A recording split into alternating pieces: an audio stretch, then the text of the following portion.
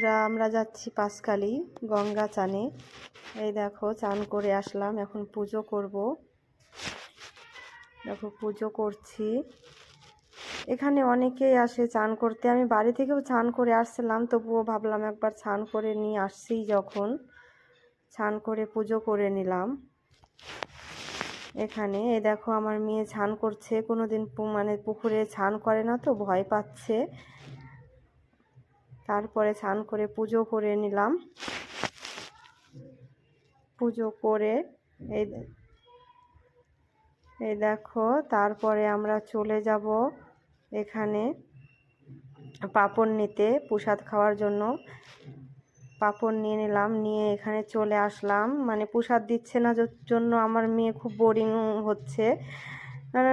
প্রসাদ শেষ হয়ে গেছিলো, বসে বসে কি করবো আর, পাঁপড় খাচ্ছিলাম, খেয়ে পাঁপড়ই শেষ করে দিয়েছি।